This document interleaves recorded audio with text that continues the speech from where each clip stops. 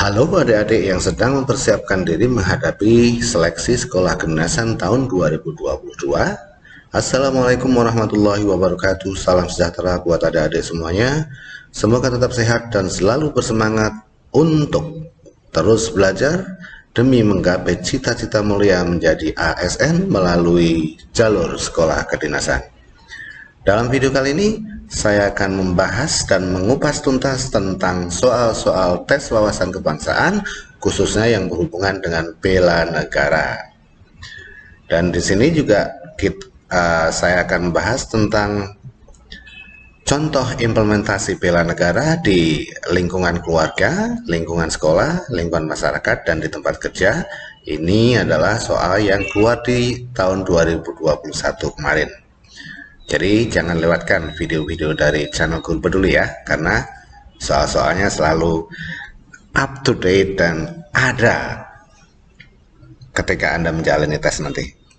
Saya yakin Anda akan mendapatkan satu atau dua soal atau bahkan lebih dari soal-soal yang hari ini akan kita bahas. Namun sebelum saya lanjutkan, adik-adik yang kebetulan baru mampir di channel ini, silahkan untuk subscribe agar tidak ketinggalan materi terbaru dari kami, dan juga bunyikan atau nyalakan tanda loncengnya. Dan saya ucapkan terima kasih kepada adik-adik yang sudah subscribe dan juga likes. Jangan lupa komentarnya ya. Kalau ada yang tidak jelas, silahkan ditulis komentarnya nanti. Oke, mari kita langsung masuk ke latihan soal dan pembahasan.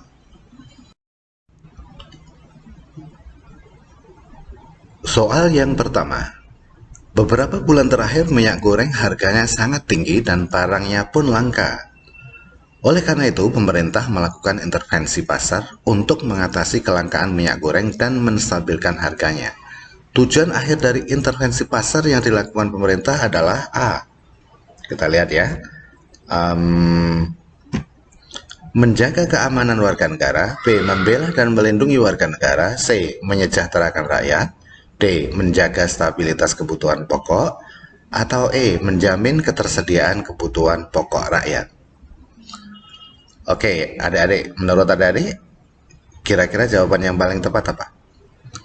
Iya, mungkin ada sebagian dari adik-adik yang akan terkecoh dengan jawaban D dan jawaban E.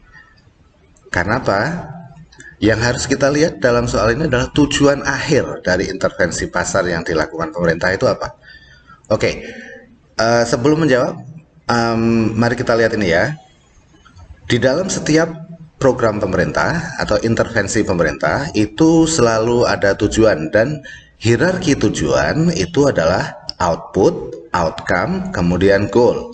Output itu adalah keluaran dari intervensi pada tingkat pertama, outcome itu adalah hasil dari keluaran pertama, kemudian yang terakhir itu adalah goal, ya, tujuan akhir. Ya, jadi jawaban yang tepat untuk pertanyaan ini adalah C, menyejahterakan rakyat. Ya, gimana dengan D dan E? Mungkin Anda terkecoh dengan jawaban ini ya. Jawaban E ini adalah output. Jadi ketika melakukan intervensi pasar, ya, parameter keberhasilannya adalah barang tadi, minyak tadi, tersedia di pasar. Nah, itu output. Kemudian baru setelah itu outcome. Kalau outputnya terpenuhi, maka kebutuhan pokok akan stabil. Itu outcome ya. Nah, kalau kebutuhan pokok stabil, maka rakyat akan sejahtera. Gitu ya. Jadi tujuan akhir dari intervensi pasar yang dilakukan pemerintah adalah menyejahterakan rakyat. Ingat, ini adalah sedikit ilmu tentang community development ya, atau project development ya. Proyek-proyek pembangunan pemerintah itu selalu memiliki tujuan ya, dan tujuannya itu hierarkinya seperti ini: output dulu, baru kemudian outcome, baru kemudian goal ya, atau hasil akhir. Ini pertanyaannya adalah tujuan akhir. Jelas ya rekan-rekan? Oke, adik-adik, mari kita langsung masuk ke soal nomor 2. Wujud bela negara non-fisik adalah peran aktif masyarakat dalam memajukan bangsa dan negara, baik melalui pendidikan, moral, sosial, maupun peningkatan kesejahteraan. Berikut ini yang bukan merupakan perilaku bela negara di dalam keluarga adalah, yuk rekan-rekan atau adik-adik, kira-kira yang bukan merupakan perilaku bela negara di dalam keluarga itu apa? A. Membantu keluarga yang sedang menjalankan isolasi mandiri di rumah karena positif virus Omikron. Menurut Anda, apakah membantu anggota keluarga yang sedang positif Omikron menjalankan isolasi mandiri itu adalah bela negara? Iya, setuju. Ikut membantu pekerjaan anggota keluarga yang lain? Oke. Menjaga komunikasi yang baik antar sesama anggota keluarga? Iya, oke. Mendorong anggota keluarga yang positif Omikron untuk menjalani isolasi di rumah sakit daripada menjalani isoman atau isolasi mandiri di rumah. Berlaku adil terhadap anggota keluarga. Ya, kira-kira yang bukan mana? Iya, yang bukan itu adalah D ya, oke. Ya, mendorong anggota keluarga yang positif Omikron. Kenapa? Mendorong itu artinya sedikit memaksa ya. Kalau ada anggota keluarga yang positif misalnya Omikron ya, dan dia mau menjalankan isolasi di rumah, ya kita dukung, kita bantu, tidak harus kita memaksa untuk menjalani isolasi atau di rumah sakit ya, isolasi di rumah sakit misalnya atau perawatan di rumah sakit. Jadi yang bukan merupakan perilaku bela negara di dalam keluarga ini adalah delta, memaksa anggota keluarga yang positif Omikron untuk menjalani isolasi di rumah sakit daripada menjalani isoman di rumah. Oke, jelas ya adik-adik? Soal nomor 3. Berikut ini yang bukan merupakan contoh implementasi nilai-nilai bela negara di lingkungan sekolah atau kampus adalah A. Menaati semua peraturan yang telah ditetapkan oleh pihak sekolah dan kampus. Tentu harus kita taati ya, ini salah satu wujud dari implementasi bela negara di lingkungan sekolah atau kampus. Masuk sekolah dan kampus tepat waktu, sudah pasti. Memakai seragam bagi anak sekolah, ya oke. Berani bersaing dengan siswa dan mahasiswa lain atau mahasiswa lain dalam hal prestasi akademik, tentu artinya persaingan positif ya. Berani membela sekolah dan berani membela sekolah dan kampus alma mater jika diserang secara fisik oleh pihak lain. Menurut adik-adik, ya, kalau misalnya kampus kita atau sekolah kita diserang secara fisik oleh pihak lain, kita tidak harus ya ikut-ikutan ya dalam acara serang menyerang tersebut ya. Laporkan saja kepada pihak yang berwajib ya, dan menghindar saja. Oke, jelas ya adik-adik? Berikutnya soal nomor 4. Berikut ini yang bukan merupakan contoh implementasi dari bela negara di lingkungan masyarakat. A. Ikut serta menanggulangi akibat bencana alam? Tentu. B. Ikut serta mengatasi kerusakan massal dan komunal? Oke. C. Mendirikan organisasi masyarakat yang eksklusif? D. Aktif bersosialisasi di tengah masyarakat dengan menjunjung tinggi nilai toleransi? Pasti. E. Melakukan musyawarah untuk mencapai mufakat terhadap suatu keputusan yang berhubungan dengan kepentingan masyarakat sosial? Iya, pasti ya. Jadi ini yang bukan merupakan implementasi bela negara di lingkungan masyarakat adalah C. Mendirikan organisasi masyarakat yang eksklusif. Eksklusif itu artinya apa? Eksklusif itu artinya khusus. Dia hanya mengambil orang-orang tertentu. Nah, ini kurang tepat ya. Oke. Kalau inklusif bisa jadi ya, oke. Jadi ormas yang eksklusif itu ormas yang menurut saya kurang Pancasilais ya.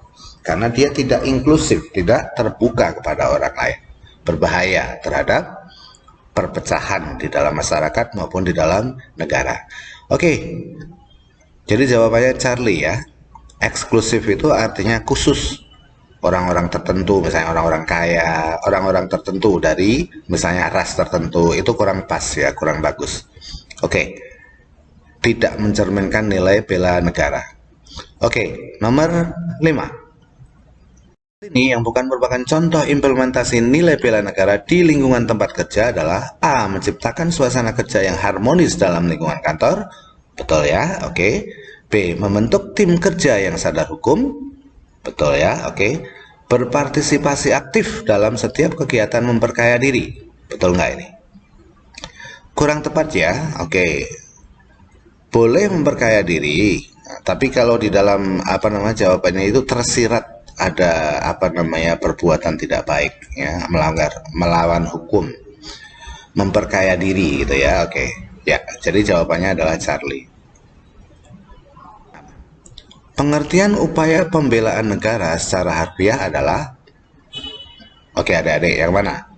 Cara pandang, pengetahuan, kecintaan warga negara, sikap dan perilaku warga negara, pemahaman warga negara. Ya, bukan hanya cara pandang, bukan hanya pengetahuan, tapi namanya upaya pembelaan negara itu sudah berupa sikap dan perilaku warga negara yang berlandaskan Pancasila dan Undang-Undang Dasar 1945 dalam usaha menjaga keberlangsungan hidup berbangsa dan bernegara.